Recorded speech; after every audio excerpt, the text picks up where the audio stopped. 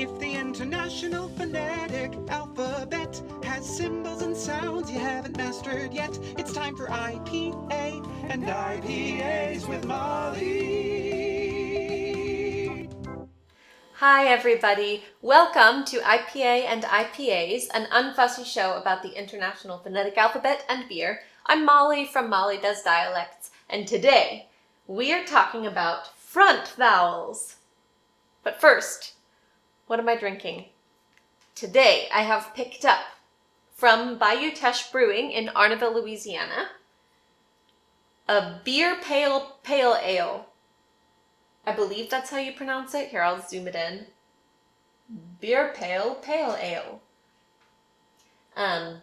It is a Louisiana style pale ale, which I had to look up, and I'm still not totally sure what it means. But basically, Bayou Teche started brewing this beer to complement the flavors of Cajun and Creole food. So the food specific to the region of Louisiana, South Louisiana specifically, which is where Arneville is. And they use hops, American hops and Belgian hops. There's supposed to be an herbal hoppiness, a biscuity malt center, which I'm excited about. So I'm excited to try it. And I like, this art's pretty neat. I want to show you guys. It's a man and an alligator. Louisiana, right? All right. Anyway, you can see the color. It's pretty pale. It is a pale ale.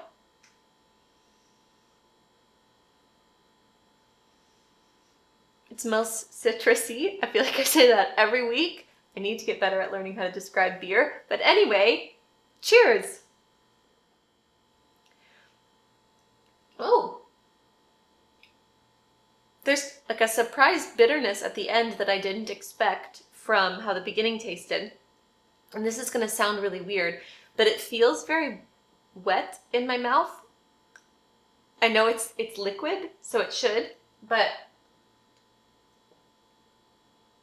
it's almost slippery on my tongue. It's interesting. And the bitterness at the end, to me, almost tastes salty. Huh. That is a different beer. I'm curious how that would taste with like a gumbo or something. I could see how that'd be really good. Awesome. Well, if you've tried it, let me know. If you've tried it with Cajun food, especially let me know. I would love to know how this pairs with like red beans and rice or gumbo or jambalaya. I bet it would be really good. So, today we're talking about front vowels, and I wanted to start by talking a little bit about the designation of what makes a front vowel front. So vowels can either be front, they can be central, or they can be back.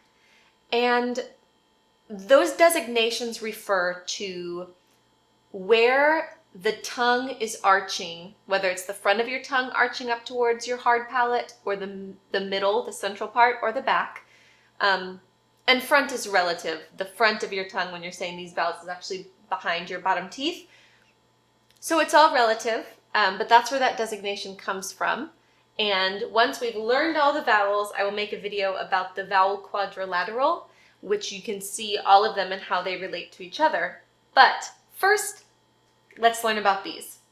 So, our first front vowel is the vowel in fleece. Fleece. So we're learning about the vowel E.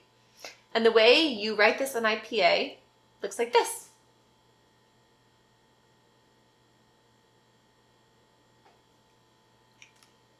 It looks like a lowercase I, but it's actually the vowel E, as in fleece. It goes up halfway as far as your height, exactly like a lowercase I. So fleece, feed, field. I don't know why I can only think of words that begin with the sound F. Leak, like your pipe is leaking. That's not good. Anyway, that's the vowel E. All right, the next one down is the vowel I, as in kit. I. And this is what we call a small cap I. This is what it looks like.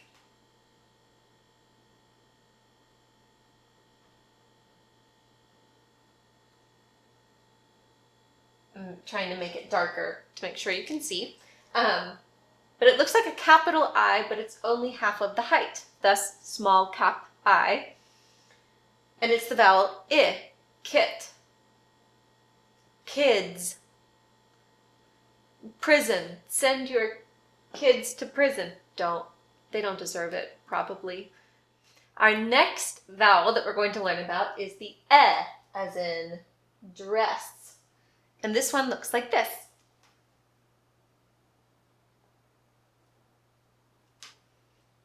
It's half of the height. It looks like a capital E, but it's curved. And it's the E sound as in dress, gesture, friend, get, dress.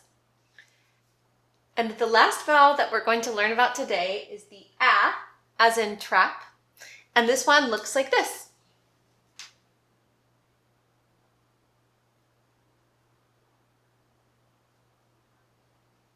So that one's a little trickier to draw.